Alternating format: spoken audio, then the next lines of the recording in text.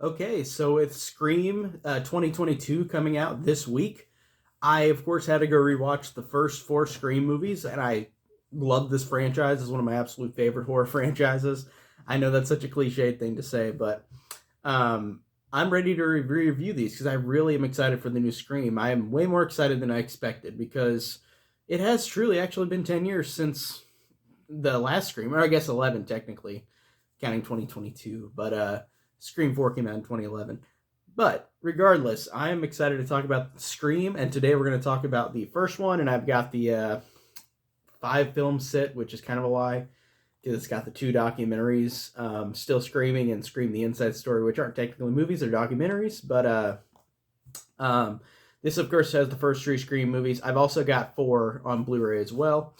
Um, but today we're going to talk about the first Scream from 1996 at a time period where it's weird because horror was in a weird standstill in that point in terms of slashers, where they were mostly just direct to video. There were some that were in theaters, but it really was dwindling, especially with franchises like Halloween 6, the Nightmare on Elm Street, like Freddy's Dead was considered really bad by a lot of people, even though I enjoyed that one.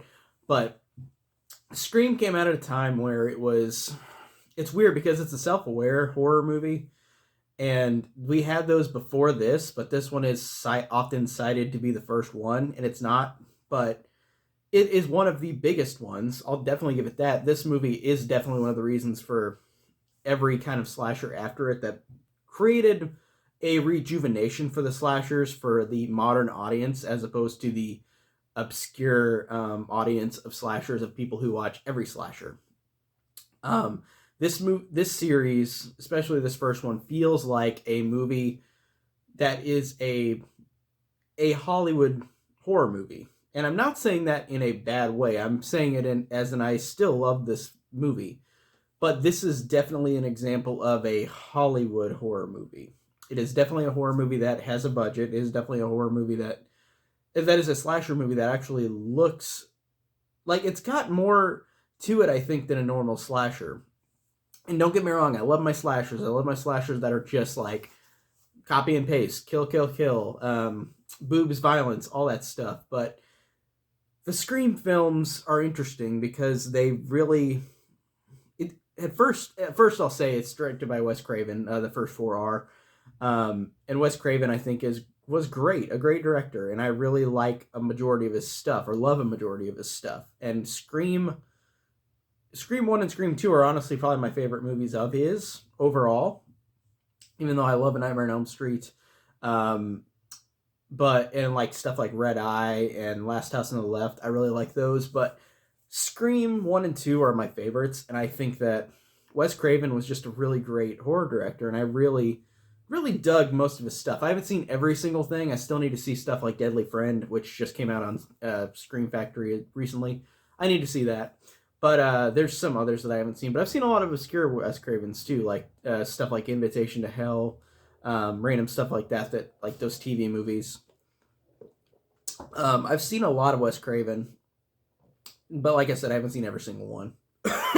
But I really love the first Scream. Rewatching it again, this one is really great, and I know that there's that crowd, and I'm not dissing the crowd who hates Scream. I'm not. I feel like Scream as a franchise is a franchise that you cannot you cannot look at it in terms of if you're a slasher fan but not a Hollywood slasher fan, if that makes sense, because this is definitely a Hollywood franchise. Um, it's not a low budget independent horror movie that was churned out. This one is definitely a blockbuster Hollywood horror movie. And this movie made so much money. It's one of the highest grossing horror movies of all time. I think it was dethroned by Halloween 2018 a couple years ago, but I think it's one of the top grossing. And it's so surprising because it really did rejuvenate the slasher genre for people who like it for better or people who don't like it for worse. And I like it. And I can see the arguments that people have with this movie where they say, oh, it's too meta and it's too annoying.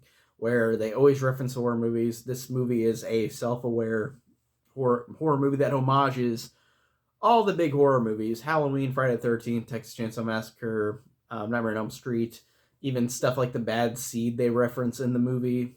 And they've even got like just names of characters that will be horror related. So it's interesting that this one is so much of the movie is built upon the fact that it is a self-aware horror movie. And I could see the arguments on why people don't like this one, but I don't care. I think it's so fun. I really enjoy the hell out of it. And the basic story of this is, like most slashers, a killer is on the loose, and a girl and a lot of people around her are trying to solve the mystery, and it is a whodunit.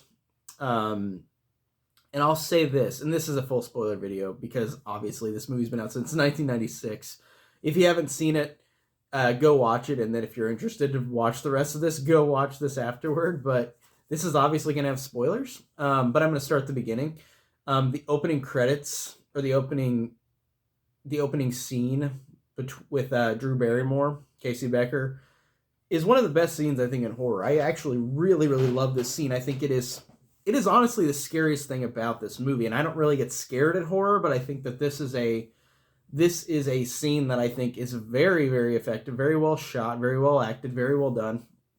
And it's interesting that Drew Barrymore was originally, I guess, cast as the main lead, as Sydney Prescott, but then she said, no, I'm going to just kill me off at the beginning. That'll be a big surprise. And I really think that worked in its favor. And it really harkened to something like Psycho, where like the main character gets killed off, except for in that movie, that's like 45 minutes in. This is like 15 minutes in, 12 minutes in. So it's a little different, but I think it really is effective. And I think that the opening is just truly, really the scariest part about the movie, I think. Like I said, I don't really get scared at horror, but I could see just how effectively well done the opening is. The subtleties of Drew Barrymore, Casey Becker just on the phone talking to a stranger, and then the stranger starts to slowly become more menacing. The fact that she says, like, why do you want to know this? And then he says, because I want to know who I'm looking at. And then she looks and says, what did you say? And he says, I want to know who I'm talking to. And it's a pretty funny line as well, because I like how this is also pretty humorous of a movie. It is dark humor in a good way. Like, I think that moments like that, where like he says what he says a creepy thing, like, I'm watching you, basically, and then he says, oh no, I said I'm something else, like, who am I talking to? I like that kind of humor, and I think it's effective, and I think it's just a good use of dark comedy. And people always say this is a comedy, and usually I always scoffed at that, because I'm like, really? But there are moments of really good humor subtlety in it, like that moment. Like, I really like that. And it feels very Wes Craven, because he, again, like stuff like Nightmare on Elm Street, Last House on the Left even has some moments of like actors being humorous and goofy. Like, it is very Wes Craven. And the opening, like I said, is fantastic. The fact that it's just about this one girl alone. She sees her boyfriend outside. He gets gutted. Then she gets gutted and hung by a tree.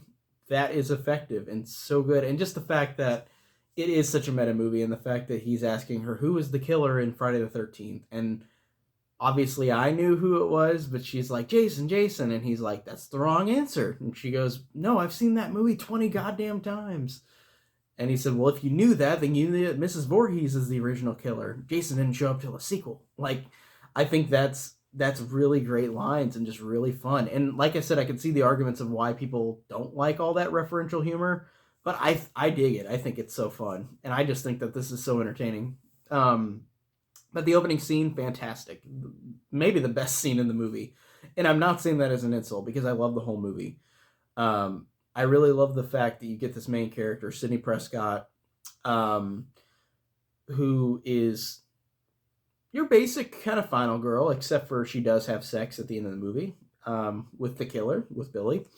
I do like that, and Neve Campbell is really good in this first movie, and she's fantastic in all four. Like, I love her in all these movies, but I like that this one, it she has the least amount of anger and being pissed off, because like as the movies go along, of course she's getting more pissed with this shit because she keeps finding all these killers that are trying to kill her. But I love the fact that in this first movie she's just this kind of shy, kind of quiet girl, and then has a mystery to her about her mother being killed 1 year before when the movie starts, like almost 1 year anniversary. And there's a mystery to her past about her mother and that she slept around with people. And I think that it's just a really well done like plot. I really do love that. And I love the fact that you've got all these friends that are really interesting and really fascinating. Um, you've got Randy, who Jamie Kennedy plays, who's a funny, nerdy geek. You got Rose McGowan as Tatum, who is this bitchy, snarky best friend of Sydney's, and she's got some fun lines. I really like her in movies. Like I haven't seen Rose McGowan in a while, but like in terms of movies, but I do like her in a lot of stuff. Like she was good in Jawbreaker as well, which was another kind of pseudo horror comedy. But her, and then you've got boyfriend Billy Skeet Ulrich, who I think is really good in this movie as well. And Matthew Lillard as Stu Macher, who I think is really funny. He's definitely a good use of humor in this, especially at the end of the movie, whenever it's revealed he's the killer, one of the killers. And the lines he says, like, "It's a scream, baby!" Like, those lines are great. Or whenever he cries and says, "My mom and dad are going to be so mad at me." Like, those lines are great. Matthew Lillard is awesome. Like I said, all these actors I think are great for the main cast. You also have, and I haven't mentioned these two yet because these characters are important throughout the franchise, but Dewey and Gayle, David Arquette and Courtney Cox. I like how Dewey is this doofy, dim-witted young cop who's just nobody takes seriously. Everybody makes fun of him, including his sister Tatum. And I like how he is kind of a bumbling, useless cop, but the way that David Arquette plays it is just such a nice and sweet character that throughout this franchise, I just love how he's such a nice character and he's so fun and just charming. Like, he's such a great actor in this. And Courtney Cox, I love as well. And I love that this is around. I know she did other movies. She did like Ace Ventura around this time as well, 1994. I guess a couple years before, but I know she did other movies. I know she did Friends during this time as well, but I don't remember much about what else she'd been doing in this time period. But I love the hell out of her in this movie as Gayle Weathers, this bitchy news reporter who goes around and tries to get the biggest story. And again, like Dewey playing this, like David Arquette playing this dim-witted character, it's the same thing with Gayle, where Gayle is this unlikable, unapproachable character who wants the news. She wants the story. She wrote the story on Sydney's mother being killed, and makes Sydney really pissed off. I think that Gayle is just a character that I think you love to hate. Like, she's so fun and just being a great performance by Courtney Cox. And like I said, she's great in all these films as well.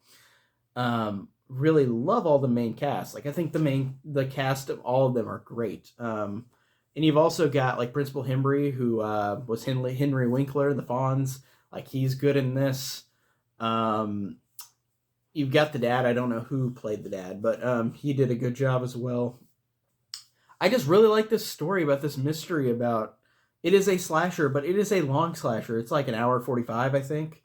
And these Scream movies are way longer than an average slasher, like 20, 30 minutes longer. Usually slashers typically last an hour and a half or less. And these are usually an hour and 45 minutes to 2 hours. And that's great because I think that this does a good job with story and plot and characters that you do really like and appreciate these characters. And I really do. I really do love them in this.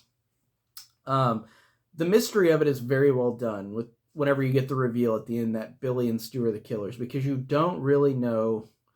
Like, rewatching it again, and I've seen this like dozens of times, but rewatching it again, since I knew that Billy was the killer, I was like, they make it so obvious, but then they have the one fake out where like Billy gets stabbed, and then later you find he wasn't stabbed. But I did like that because it's like you keep getting the idea that Billy's the killer, and then no, he gets stabbed and is gone.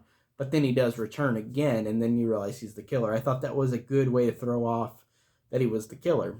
And they do that throughout these other films as well. But I really dug that, and I liked the dialogue between him and Stu Macher, Billy and Stu, where they're talking to each other like they are obviously the killers. They are obviously the ones doing this. Like whenever they're at the water fountain, all the friends together, and like they're arguing with each other about how they both are like pushing each other, where they know that they are the killers, but like nobody else does, but they're really kind of blowing their cover pretty quick.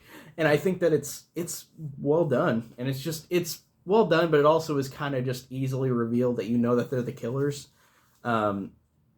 Especially if you've seen this movie as many times as I have, it's just an easy red herring with all the dialogue that they have. The gore in this is good as well, but it's a slasher that is typically just like knife stabbings. It's not like anything like creative in terms of like, oh, somebody got their hand chainsawed off, or like they got their head buzzed off or something like that. No, it's not like that. It's just a lot of stabbings throughout these movies, and that's fine because the gore is fine. Like you see at the beginning of the movie with Drew Barrymore and her boyfriend Casey Becker and her boyfriend couldn't speak. They both were gutted open, and that was really effective. And the fact that just the killer in this is just wearing a ghost suit, like a ghost mask, and just a hooded outfit and a black kind of dress outfit. Like that's interesting, and it's such a like easy design. But I love how memorable it is. Like, it's very, very memorable, and everybody remembers the Scream mask, and everybody remembers what it looks like. And I love that it's a slasher, too, where, like, by the end of the movie, these characters are just human, so these killers get killed good. And whenever the ending of the movie, the climax, gets where it's going, it's just done so well. And I just truly think it's a fantastic climax. I think the killers are insane whenever they're just telling their story on why they did all this and why Sydney is the target, because Billy's mother was taken away by Billy's mother left Billy's dad because Billy's dad was sleeping with Sydney's mom, and now Billy is out for revenge, and Stu is there just as the dumb accomplice. But I really liked the killer reveal and the reasoning for it. And I really just loved what Sidney Prescott, the character, went through. I thought that was very well done. It's got so many great lines as well. This one has some of the least out of all of them, but I think this has some good lines in it. I love when Sidney says at the end, like, you sick fucks have seen way too many movies. And then Billy says, movies don't create psychos. Psychos are it just makes psychos more creative. Like those kind of lines I think are good and fun and entertaining. And I just think that the whole story about it, I just think is very well done. And it's definitely one of my favorite Wes Craven movies. And I really love that it's a franchise because I really like all of these, or love all of these. So nothing but love here for the first Scream. Next up, obviously, it'll be Scream 2, and then Scream 3, and then Scream 4. And I'm going to try to review all these pretty quick before Thursday. I guess I won't see it Thursday. I'll be working. But Friday, I'll be seeing Scream 5, or Scream 2022. So I've already rewatched the first 3, so I'm going to review the other 2 next, and then 4 as well before the new one. So that's it for today. Tell me down below what you guys think of Scream. Do you love it? Do you hate it? I love it. I think it's fantastic. And that's it for today. I'll see you guys later. Take care.